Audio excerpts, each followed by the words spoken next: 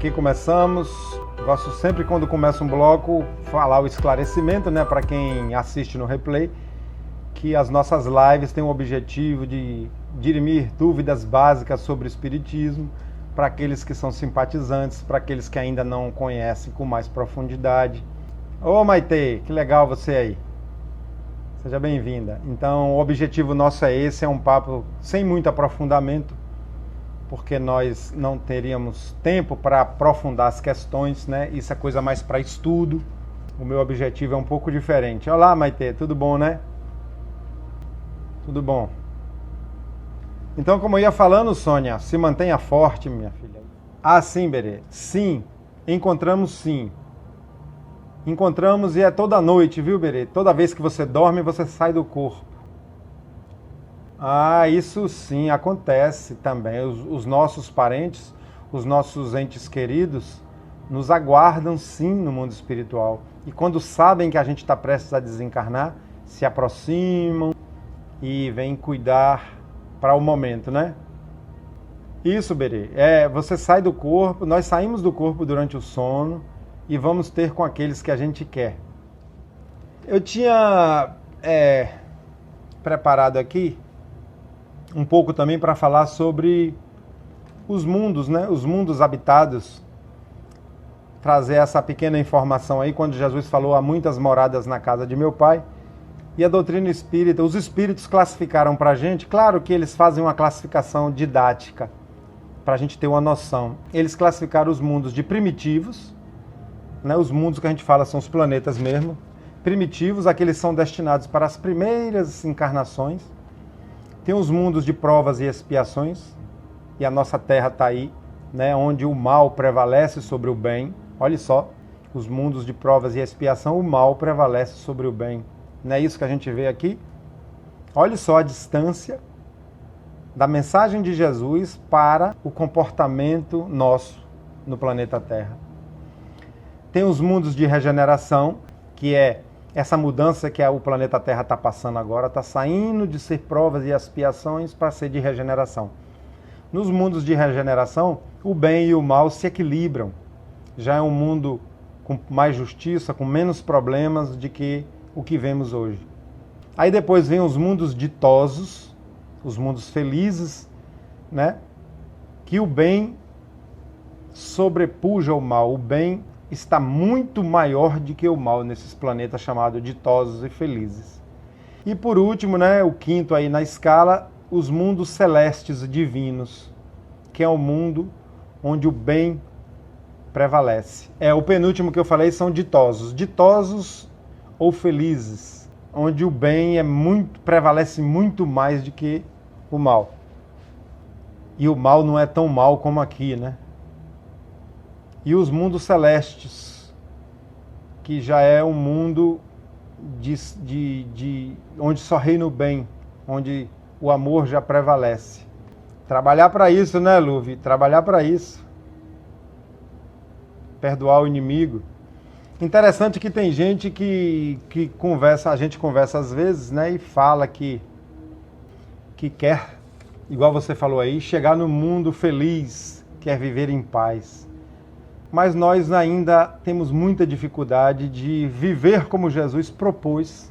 Imagine se uma pessoa lhe ofende, lhe rouba, ou lhe humilha, ou fala mal de você, ou lhe causa uma grande injustiça, e você de coração limpo perdoa. E se for necessário, ainda faz o bem a essa pessoa. E seria capaz até de ajudar essa pessoa. É por aí que a gente vai conseguindo entrar no mundo melhor. Exatamente. O importante é isso, Lúvia, é tentar. E essa tentativa passa em primeiro lugar, vigia e autoconhecimento. Só assim a gente vai poder observar se estamos sendo obsidiados, se os pensamentos são nossos ou não. Só assim a gente vai poder reconhecer em nós ainda a imperfeição e a ignorância e parar de achar que somos bonzinhos. Todo mundo é bom. Aqui na Bahia tem uma fala que diz assim: todo mundo é bom e meu capote sumiu. Quer dizer que Todo mundo é bom e meu capote sumiu. Pois é, Igor. Então a gente tem que reconhecer também os nossos erros, né? Tem que reconhecer a nossa imperfeição perante os outros.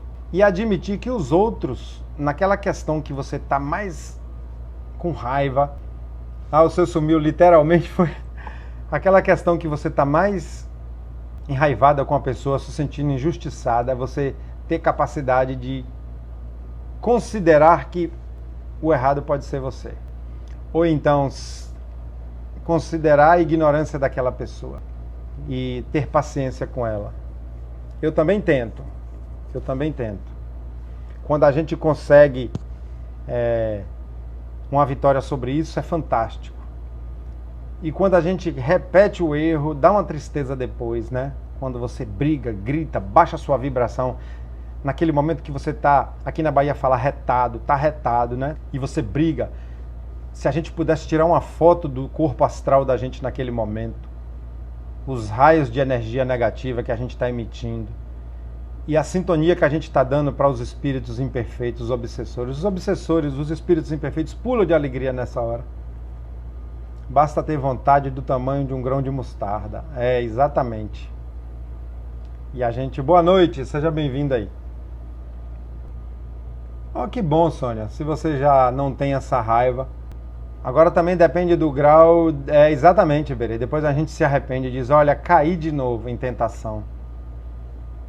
E quando a gente consegue uma vitória, né, consegue se manter emocionalmente equilibrado, o desequilíbrio emocional é uma das janelas para a obsessão. O desequilíbrio emocional, né, a desestruturação emocional. Às vezes a gente consegue, né, quando a gente está vigilante, Luvi, mas quando a gente às vezes está desprevenido e deixa se levar pelo julgamento, né, pela emoção. Luvi, agora depende do grau, né, da ofensa e da injustiça. Imagine uma pessoa agredir verbalmente ou fisicamente um ente querido seu, um filho, imagine, nesse momento.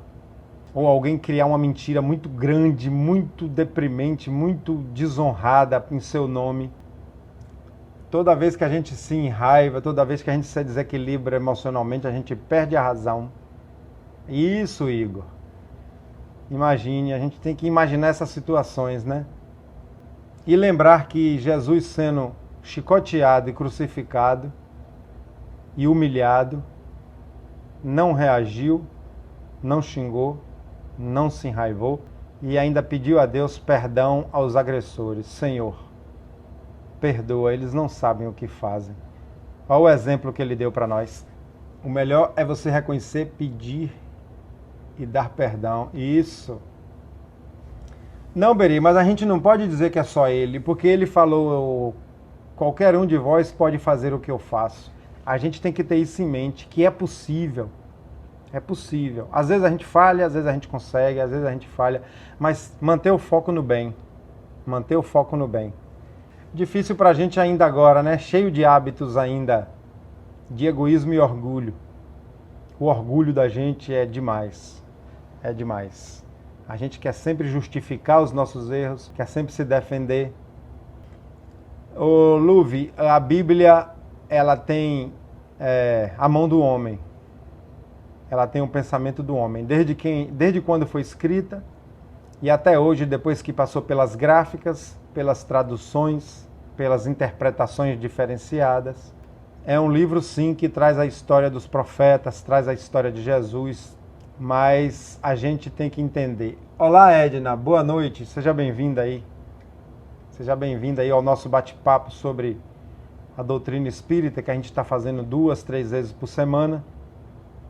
É sagrada na sua essência, Lu, mas não nas interpretações, né? Às vezes as interpretações que a gente faz tira o sagrado da Bíblia. Quando o testemunho de Jeová não permite transfusão de sangue, dizendo que está se baseando na Bíblia. Né? Quando... Olá, Caruaru, Pernambuco, conheço muito Caruaru. Meu sogro, minha sogra é de Bezerros, a 30 quilômetros aí de Caruaru. Que legal você aí, acompanha a gente. Deixou em que sentido? Deixou como?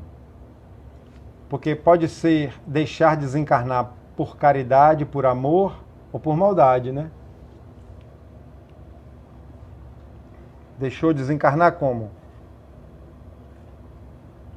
Tem que saber aí como é que é essa história pra gente saber. Ah, entendi agora. Entendi. Que eu tava falando dos evangélicos, dos testemunhos de Jeová.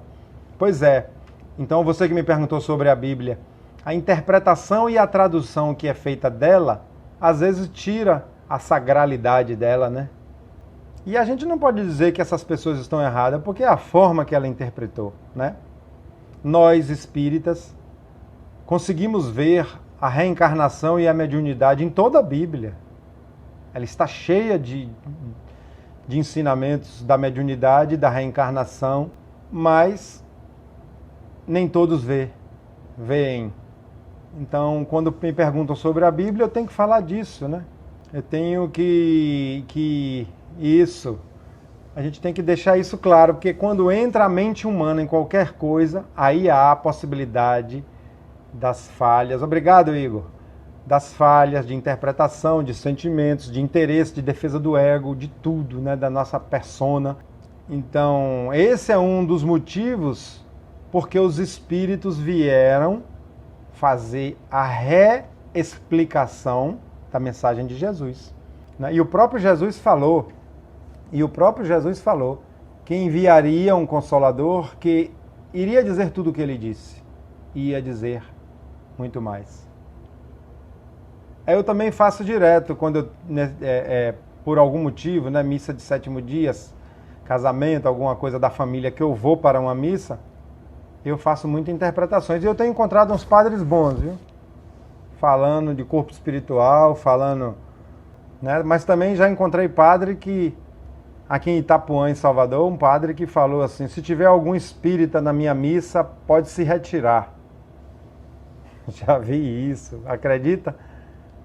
Acredita? Cadê Jesus nessa hora, né? Jesus separatista? Foi um padre lá em Itapuã, chegou a dizer isso. Não faço questão de espíritas na minha missa. Olá, Maria Olívia, seja bem-vinda. Mas não vamos generalizar, né? Foi um que eu vi. Já vi muitos padres bons, muitos padres que já estão até... Vou falar baixinho para ninguém ouvir. Estudando o livro dos Espíritos, eu conheço um. Que bom, né? Que ele vai conhecer, né?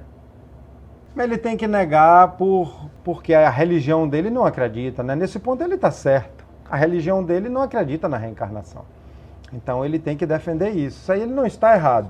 Mas ele elogiou muito Chico Xavier. Gente, o bate-papo aqui é tão bom com vocês.